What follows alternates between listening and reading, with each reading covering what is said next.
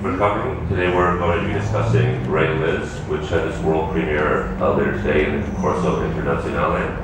I'd like to introduce everyone on stage. Ray and Liz, Dustin Salinger, listener, Richard Billingham, filmmaker, Jackie Davies, producer. Thank you all.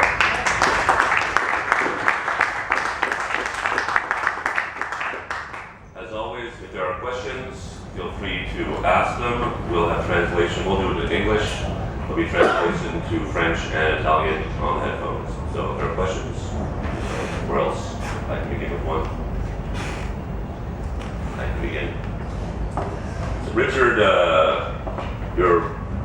this is your first feature film, but you made some videos and films before, but you're best known as a photographer. And the genesis of this film was a photographic series of your parents. Is that correct?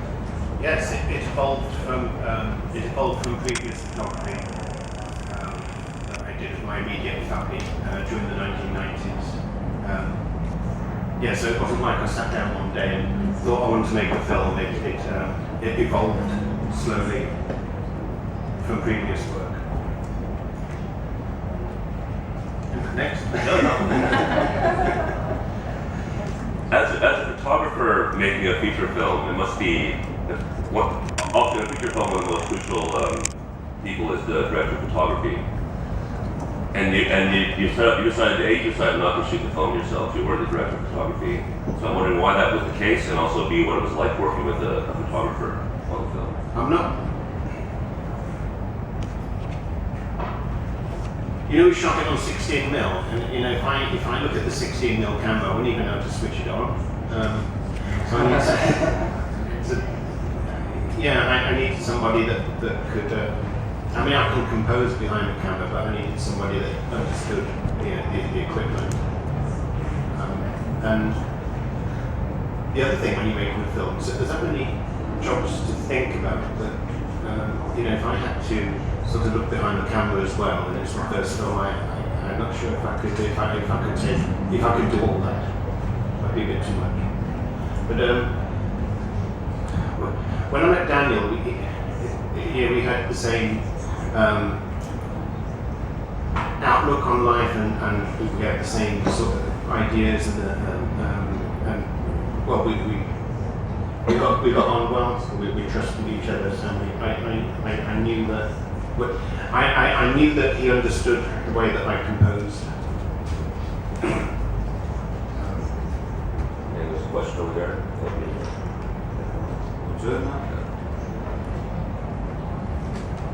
Buongiorno, complimenti per il film, complimenti per l'interpretazione e dei vari personaggi e soprattutto dei due che sono lì.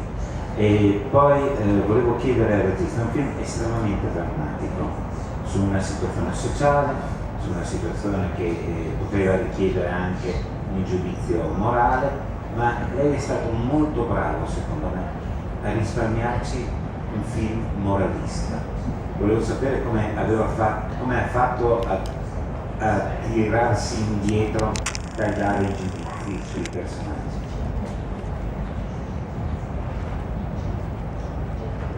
I wouldn't. Can you hear me? I wouldn't be able to do it here. If I had to be moralistic, I wouldn't be able to do it. How do I? I mean, when I made the photographs, I wanted to show the situation. I didn't want to. In art, you don't want to tell people what to think. You ask questions and you make a body of work and you put it out there, and it's up to other people to make of it what they will.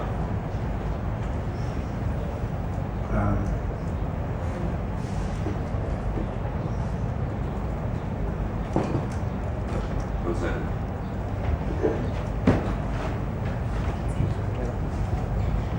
So I was interested that we looked more at Jason, it seemed like, than it seemed like a bit of a shift, because I was expecting, I guess I was thinking really simply about autobiography and that it would be more your movements, but I'm really interested that it was Jason.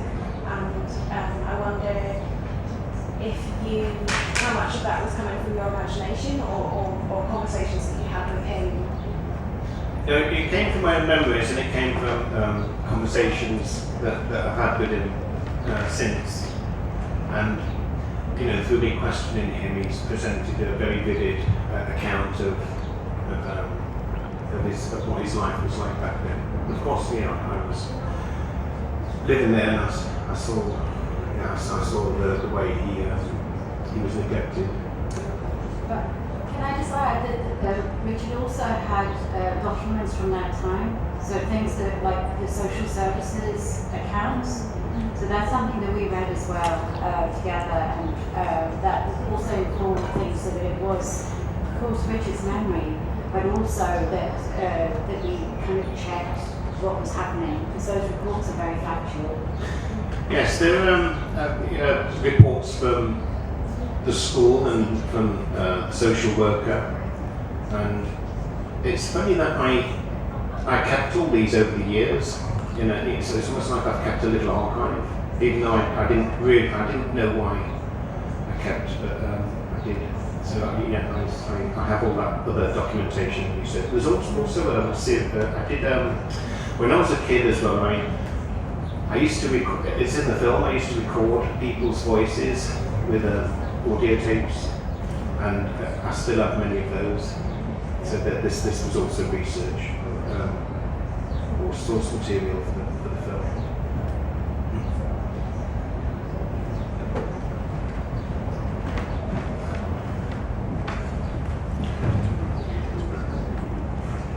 Hello, thank you for your film. A technical question, you shoot on 16 millimeters. You also use film in your work in photography. And another question, what impressed me more in your film is that you don't explain, in fact, the situation, why your parents became what they became. There is no real event that explains this. It's completely different from a Ken Loach film, for example, that shows all this. Why did you choose this way of telling the story? I wouldn't be able to tell it in the other way. I don't know how to do that. And I come from an art background, and when you make art, you don't make a polemic. You keep it open. You don't make a polemic. So maybe it comes from that. You ask questions, and you don't give too much context, and you want people to make up their own. You want people to project into it, into the work. I mean, if you tell somebody what to think, well, I don't want to do that. And on the technical, you want what about? 16 mil. Why did I do 16 mil? Well, I think maybe you get better. You get better performances, and you do one or two takes, and you have to make it very considered, because you've got to get it into camera. Whereas with video, maybe I'd be doing too many takes. This is the main reason. Well, also that it looks better as well. Yeah. It sort of makes things into film makes things into shapes, and it doesn't give you too much data. And it's more like the way the eye sees, more real. And in photography, you And also... don't forget, it's set in the past, before video, so that could look a bit odd. I wanted to use the medium of the historic time period. You also wanted to know if your photography is shot with film. Yes, it's all analog film. Even now. On your earlier answer about leaving everything open. So I wanted to ask you, how did you translate that into the actors, and how did the actors respond to that? I mean, on one hand, they're portraying people that actually existed, But on the other hand, you're keeping everything so diffuse and so, indefined that I wanted to know exactly how was working with the actors to get that effect and to get that out of film, and obviously the actors are also welcome to answer this. I think they probably, because they read the script, they probably sensed, you must have sensed it was an open, and it was kept open, and it wasn't polemic, it wasn't a polemical film. What do you think? You must have read the script. At some point read the script. It was, it's unlike most scripts that you read, in terms of they were immediately familiar characters on the page, and yet there were so many questions flying around the scenes that we portrayed. I think Justin and I both were acutely aware of the big roles we were stepping into. And not only could your director say, stand, let's go that way, but he could say, no, that wasn't what my mum laughed like, So we had a lot of help with looking at the documentary we made and from the source material, and then essentially we had to take the essence of these people who are known around the world because of this photograph, and we had to put our own lens on it. And we felt very in safe hands with our director. And he would give really interesting notes that would allow us to do the work. I remember specifically there was this one moment where we had to pass something slower to each other. And he said, because you're looking for ways to fill your day. And that's a note that any actor will adore, because that's left up to us to inhabit.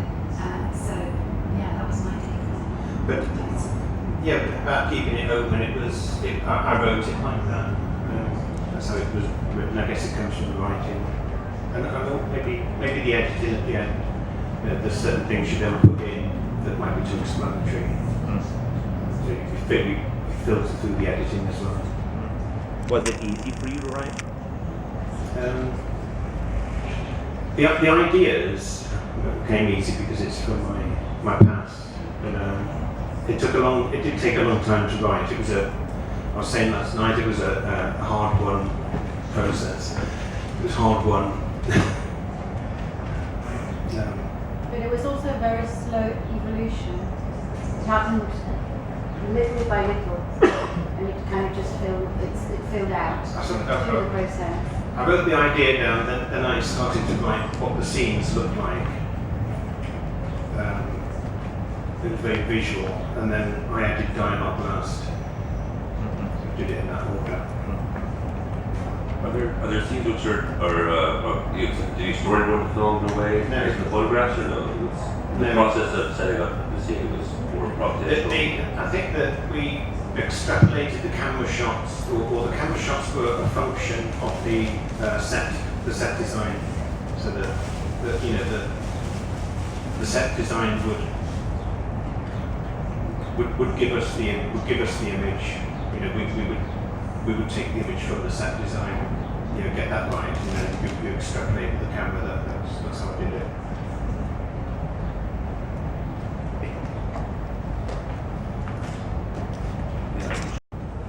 Per il protagonista maschile. Un protagonista di poche parole, di molto bere, di una partecipazione quasi assente, come gioco, cioè come che non volesse dire mai niente e così via, affidandosi solamente a bere. Ecco, volevo sapere come l'ha vissuto l'attore.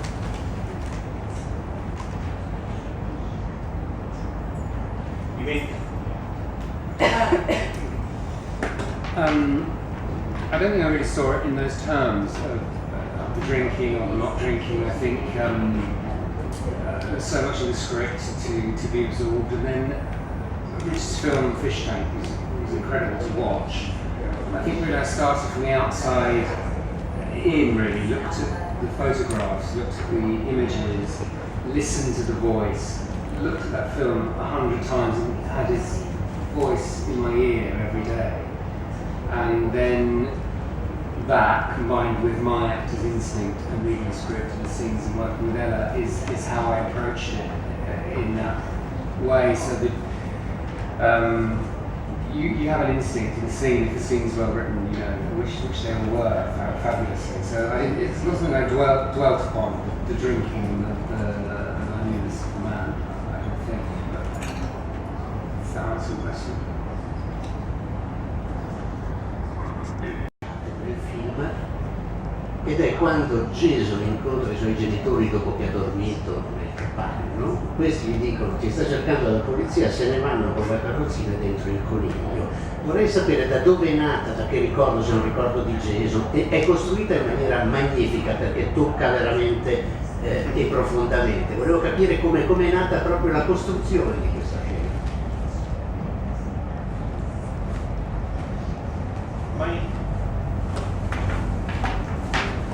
My parents, my mother, she had a rabbit.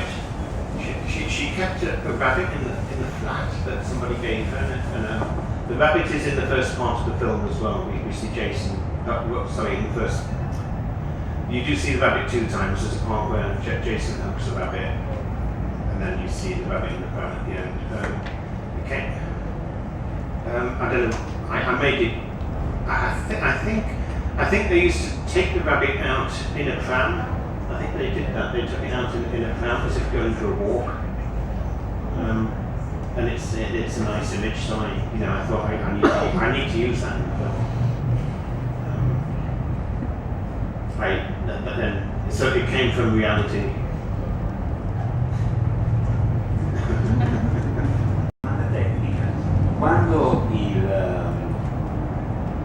Quando diciamo, l'ispettore sanitario va da loro e dice che il bambino viene portato in una città vicino e dà il nome della città, potevano dirlo il nome della città dove veniva portato il bambino, perché so che esistono delle leggi in altri paesi dove i bambini che vengono portati in famiglie di affido non viene detto il nome né il nome della città dove sono, né il nome della famiglia.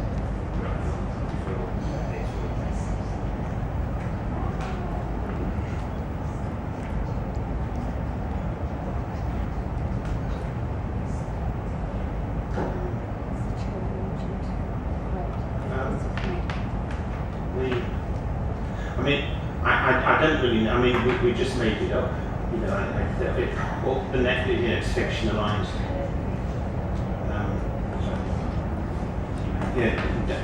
Jan and Dave or whatever, they just sounded like good names. It's not real. It's a question though, is technically would one give the location of a foster child to the we don't know. That's why that we made certain decisions not to use some details. So we changed a few details in order not to have that problem. I mean, Cherry Orchard sounds, it's a visual name, so you can imagine an orchard with cherry trees in it.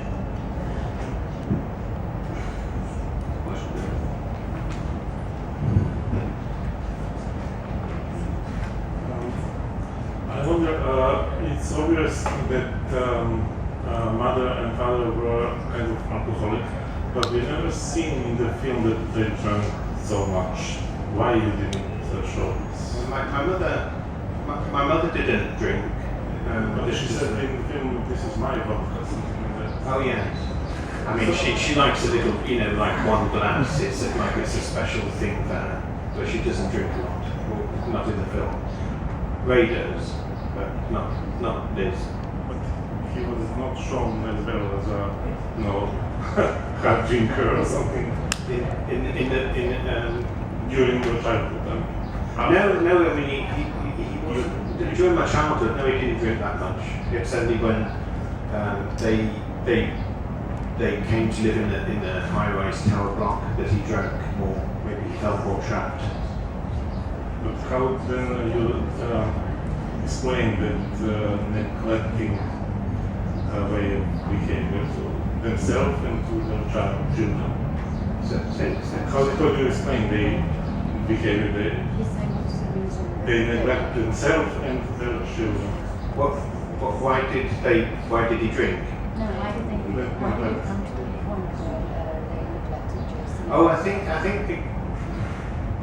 you know, they had their house taken away and then they live in a tower block, and it's really depressing in a high-rise tower block. You don't have the sense of community, and they had very little money because all the money had run out. My dad used to work, and this is why the neglect happened. And about music, you use some music. Are those songs the one that you loved as a child, or just put it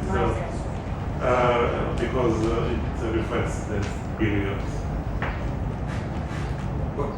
What's the question? Are they songs from my childhood? Do you remember that song when it was? No, I don't remember the song, but it's something that would have been on the TV at the time, and you know, there's a nice symmetry with the lyrics and with the image. Richard's very visual, but he doesn't have a lot of sound and music memories. So the memories, because we're very similar age, but we grew up totally in different parts of the world, the music memories are mine in the film. Of those times, exactly. But it's also very important because some of those bands, two of the bands are very, very key to the Midlands, to that area, which I wouldn't have known growing up.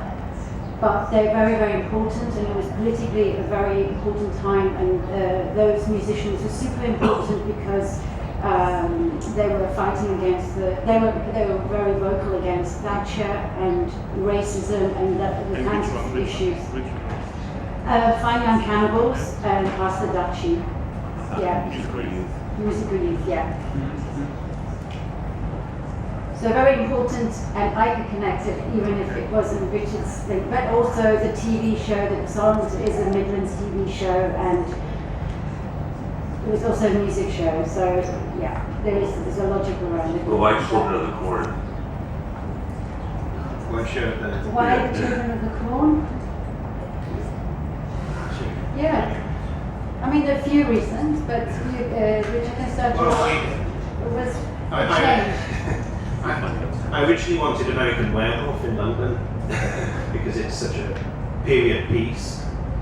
If you watch it now, it's not so much a horror. I think of it as a period piece about the royal family in the early 80s.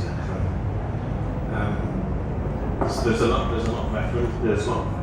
references to that link it to a certain time, and there's also a bit where he wakes up in at the zoo pen with a wolf. In the zoo in London, so that was a minute. But we couldn't get the rights to this, so we had to look for another film. Children of the Corn is about children. It's a reflection again of the Jason situation, and it's about children kind of taking the law into their own hands in a very dramatic way. So there's a kind of there's some real kind of absurd connections to Jason's story.